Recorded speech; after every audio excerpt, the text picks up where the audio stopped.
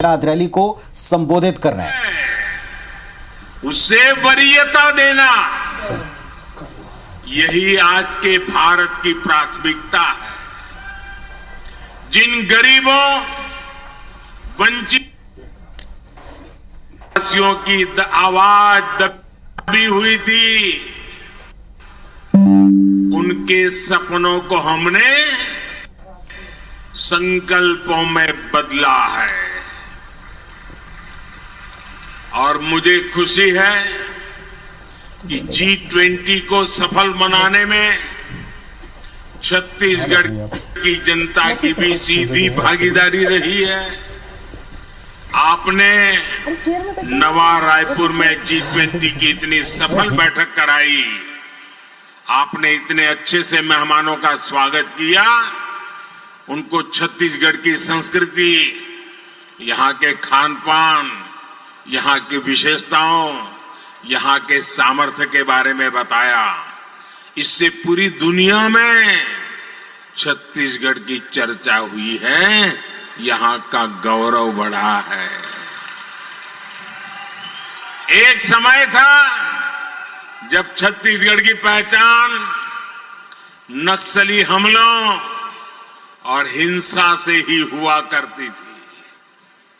भाजपा सरकार के प्रयासों के बाद आज छत्तीसगढ़ की पहचान यहां के विकास कार्यों की वजह से हो रही है। मेरे परिवारजनों, दिल्ली की भाजपा सरकार छत्तीसगढ़ के विकास के लिए कोई कोर कसर नहीं छोड़ रही है। लेकिन यहां जो कांग्रेस की सरकार है, वो विकास के काम में नहीं, बल्कि सिर्फ हवाई बातें और दावों में जुटी रहती है। छत्तीसगढ़ में बीजेपी सरकार का होने का बहुत बड़ा नुकसान, जब से बीजेपी सरकार गई, जब से ये लोग बैठे हैं, सबसे बड़ा नुकसान मेरे छत्तीसगढ़ के भाइयों बहनों को उठाना पड़ा है, मेरे नौजवानों को उठाना पड़ा है। केंद्र की भाजपा सरकार बीते 9 वर्षों में देश भर के गरीब परिवारों को करीब करीब 4 करोड़ घर दे चुकी है। कितने? जरा जोर से बोलिए, कितने? 4 करोड़ घर। हम चाहते थे कि छत्तीसगढ़ के गरीब परिवारों को भी पीएम आवास योजना का अधिक से अधिक लाभ मिले, लेकिन कांग्रेस की सरकार यहां छत्तीसगढ़ के गरीबों के पक्के घर नहीं बनने दे रही है। महिला कल्याण हो, पीएम स्वनिधि योजना हो, हर घर जल योजना हो, गरीब कल्याण से लेकर युवा कौशल और रोजगार की हर योजना में कांग्रेस ने, यहां की सरकार ने छत्तीसगढ़ को बहुत पीछे पहुंचा दिया है। मेरे परिवारजनों, कांग्रेस जिस तरह घोटालों की राजनीति करती है, उसमें सिर्फ उसके नेताओं की तिजोरी भरती है।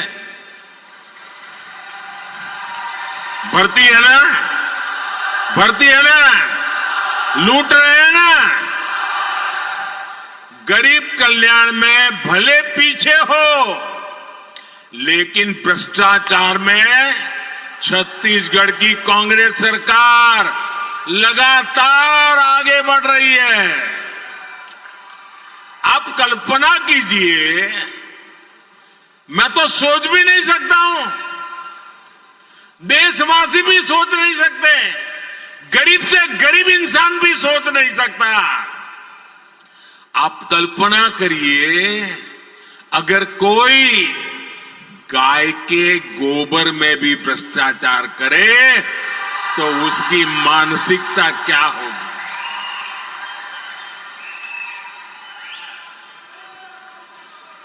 छत्तीसगढ़ की बहनों से वादा तो किया था शराबबंदी का, लेकिन कांग्रेस ने शराब की बिक्री में ही घोटाला कर दिया। छत्तीसगढ़ खनिज संपदा से इतना समृद्ध राज्य है, केंद्र की भाजपा सरकार ने डिस्ट्रिक्ट मिनरल फंड योजना बनाई। हमारा मकसद था कि जिन जिलों से खनिज संपदा निकलती है तो उसका एक हिस्सा उसी क्षेत्र में विकास के लिए खर्च किया जाए। हम चाहते थे हमारे आदिवासी बहनों भाइयों को इसका सबसे ज्यादा लाभ मिले, लेकिन यहां की भ्रष्ट कांग्रेस सरकार ने इसको भी नहीं छोड़ा। छत्तीसगढ़ की खनिज संपदा को कांग्रेस के, उनकी जो पार्टी है ना, वो कांग्रेस के एटीएम की तरह उपयोग किया जा रहा है, एटीएम की तरह। झूठा प्रचार और आकंठ भ्रष्टाचार, यही छत्तीसगढ़ कांग्रेस सरकार की पहचान है। और वो तो कहते हैं बहुत सालों के बाद मौका मिला है और इसके बाद मिलने वाला नहीं है, यही समय है, जितना लूट सको लूटो। मेरे परिवारजनों, कांग्रेस का ट्रैक रिकॉर्ड और भाजपा का ट्रैक रिकॉर्ड आपके सामने है। 50 साल से भी पहले कांग्रेस ने देश से गरीबी हटाने की गारंटी दी थी कि नहीं दी थी भैया? इंदिरा जी के जमाने से गरीबी हटाने की बातें कर रहे थे ना। कांग्रेस तब भी हर चुनाव इसी गारंटी पर लड़ती थी और आज भी इसी गारंटी पर लड़ती है। अगर कांग्रेस अपने जमाने में अपना काम ठीक से करती तो आज मोदी को इतनी मेहनत नहीं करनी पड़ती। मोदी ने गारंटी दी थी कि देश के गरीब को सशक्त बनाऊंगा। आज आप इसके परिणाम देख रहे हैं। सिर्फ 5 वर्षों में ही 13.5 करोड़ देशवासी गरीबी से बाहर आए हैं। ये इसलिए हुआ क्योंकि भाजपा सरकार ने गरीब के हित में योजनाएं बनाई। भाजपा ने गरीबों को गरीबी से लड़ने के लिए जरूरी साधन दिए, सामर्थ्य दिया। भाजपा ने सरकारी योजनाओं से बिचौलियों को, कटकी कंपनी को, लुटेरों को बाहर निकाला। हमने ये सुनिश्चित किया कि लाभार्थियों तक पूरा लाभ पहुंचे। आज आप देखिए, मुफ्त राशन हर लाभार्थी तक, हर गरीब तक बिना किसी घोटाले के पहुंच रहा है। आयुष्मान भारत योजना के तहत छत्तीसगढ़ के लाखों गरीब परिवारों को मुफ्त इलाज की सुविधा मिली है। जो कभी गैस सिलेंडर की कल्पना तक नहीं कर सकते थे, उन तक गैस कनेक्शन मुफ्त में पहुंचाया है।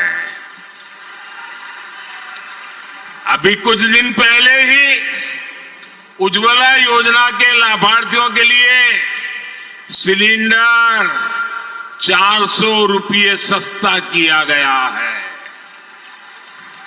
कल ही केंद्र सरकार ने 75 लाख नए उज्ज्वला कनेक्शन देने को मंजूरी दी है। जिन परिवारों में विस्तार हुआ है या परिवार में विभाजन हुआ है, वो भी रह न जाए, उसकी चिंता अभी से शुरू कर दी है। और इसका बहुत बड़ा लाभ हमारी छत्तीसगढ़ की बहनों बेटियों को होने जा रहा है।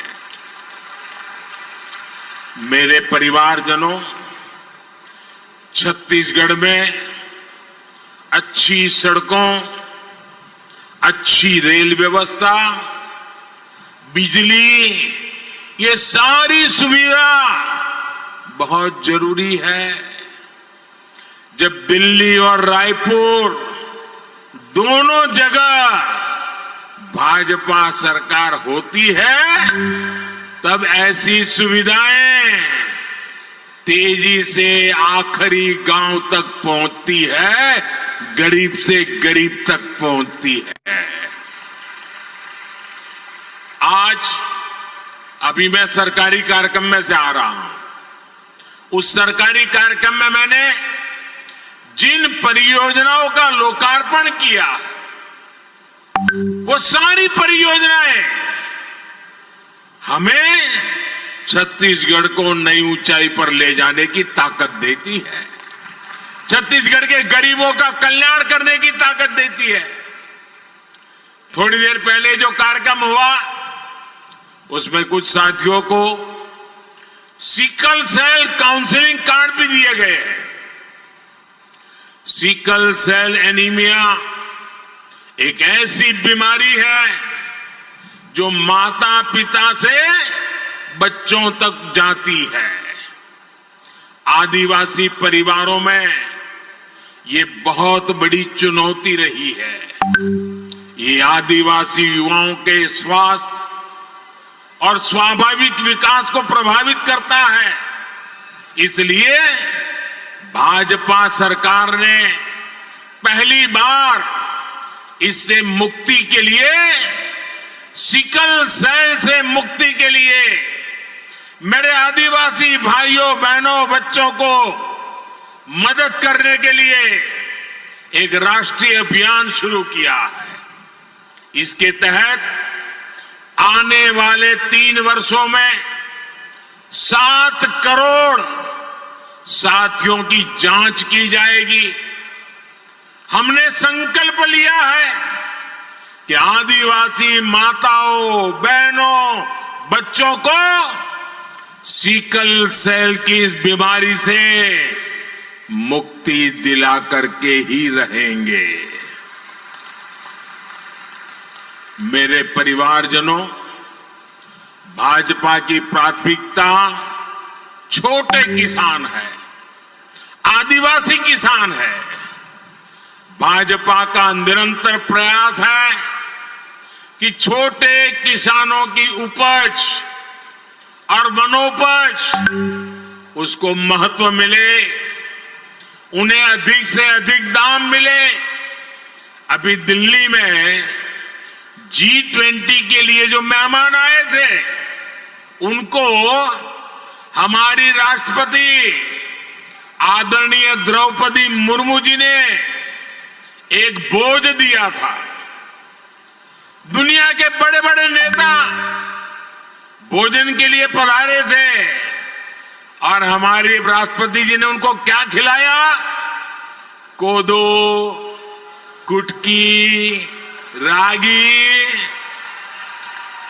हम जो अपने परिवारों में खाते हैं, जिसे मोटा अनाज कहते हैं, जिसको आजकल हम श्री अन्न कहते हैं, और जो हमारे छोटे छोटे किसान छोटी छोटी जमीन के टुकड़ों पर उगाते हैं, जो मेरे आदिवासी भाई बहन उगाते हैं, हमने इन मोटे अनाजों से बड़े बड़े नेताओं का स्वागत किया है।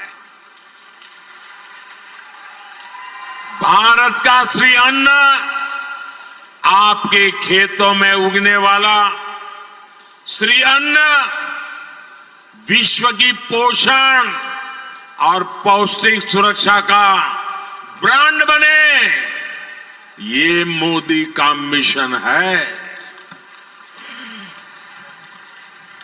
हमारे आदिवासी बहन भाई जंगल से जो उत्पाद इकट्ठा करते हैं, ऐसे उत्पादों के बेहतर दाम देने के लिए भी भाजपा प्रतिबद्ध है। इसलिए बीते 9 वर्षों में दर्जनों वन उपजों को समर्थन मूल्य के दायरे में लाया गया है, जो सैकड़ों वन-धन केंद्र बनाए गए हैं।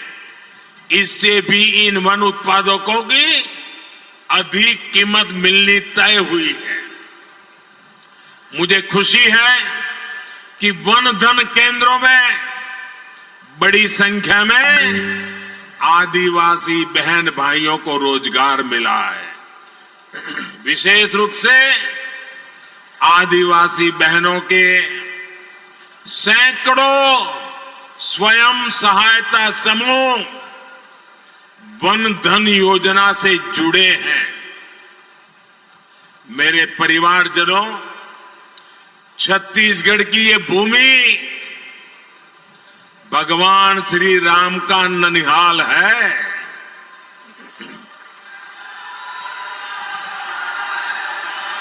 माता कौशल्या का भव्य मंदिर यहां है। आज इस पवित्र भूमि पर मैं आप सभी भाई बहनों को हमारी आस्था हमारे देश के खिलाफ जो साजिश हो रही है, उसके प्रति जागरूक करना चाहता हूं। जिन लोगों को आप सभी ने पिछले 9 साल से केंद्र सरकार से बाहर कर रखा है, वे लोग अब आपसे इतनी नफरत से भर गए हैं कि उन्होंने आपकी पहचान, आपकी संस्कृति के खिलाफ ही मोर्चा खोल दिया है। इन लोगों ने मिलकर एक इंडी गठबंधन बनाया है। कुछ लोग इसे गठबंडिया गठबंधन भी कहते हैं। अब इंडी गठबंधन ने तय किया है कि वो भारत की सनातन संस्कृति को समाप्त करके रहेगा। यानी जो संस्कृति हजारों साल से भारत को एक किए हुए है, सत्ता के लालच में ये लोग अब उसे तोड़ना चाहते हैं।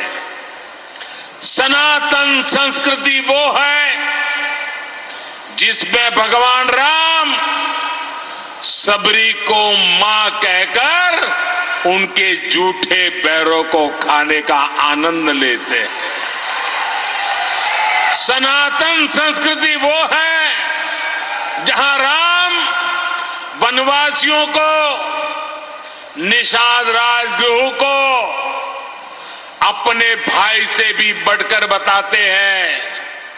सनातन संस्कृति वो है जहां राम नाव चलाने वाले केवट को गले लगाकर धन्य हो जाते हैं।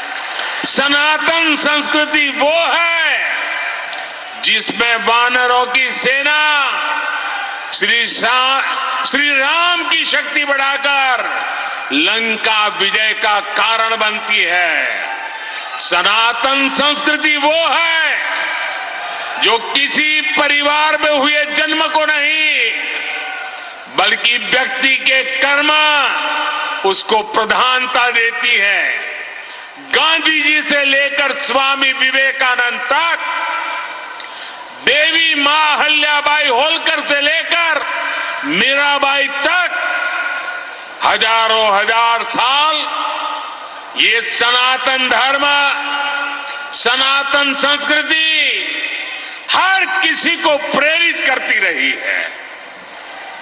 ये सनातन संस्कृति है जो संत रविदास और संत कबीरदास को संत शिरोमणि कहकर अपना गौरव बढ़ाती है।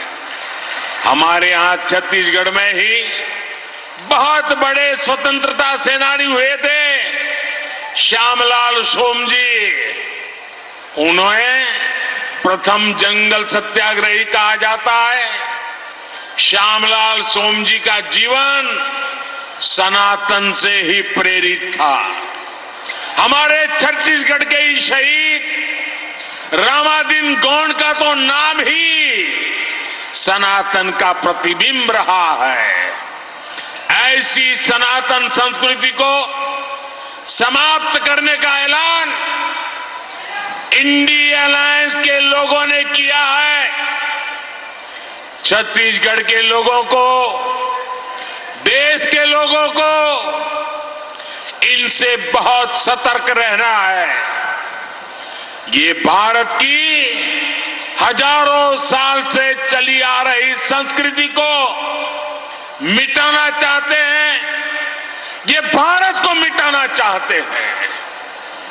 मेरे परिवारजनों, आज पूरी दुनिया में भारत की धूम है। दुनिया भारत में निवेश की हर संभावना को तलाश रही है, लेकिन यहां कांग्रेस की भ्रष्ट सरकार, केंद्र के काम में रोड़े अटकाने वाली सरकार रहेगी तो छत्तीसगढ़ को इसका लाभ नहीं मिल पाएगा। छत्तीसगढ़ के युवाओं को यहीं पर बेहतर रोजगार मिले, छत्तीसगढ़ निवेश आकर्षित करने में अग्रणी हो, इसके लिए यहां भाजपा की सरकार बनना आवश्यक है। ये जो समय आया है, इसको छत्तीसगढ़ को चूकना नहीं है। छत्तीसगढ़ को अटल जी ने जिस भाव के साथ बनाया है, अब मोदी को उसी भाव के साथ विकसित छत्तीसगढ़ बनाने का अवसर देना ही ये आप लोगों से मैं प्रार्थना करता।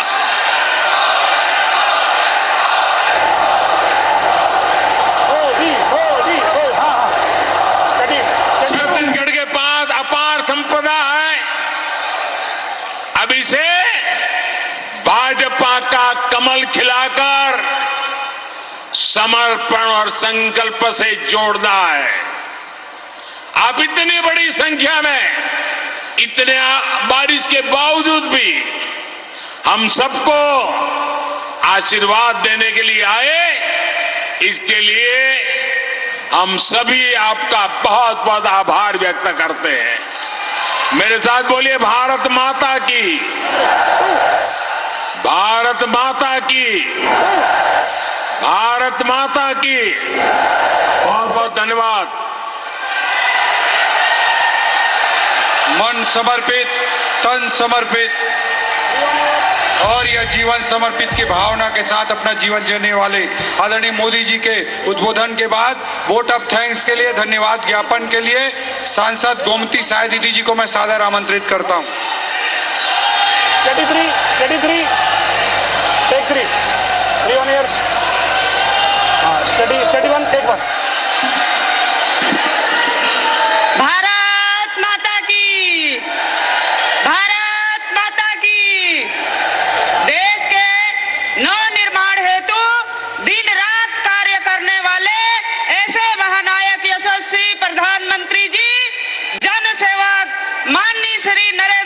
जी की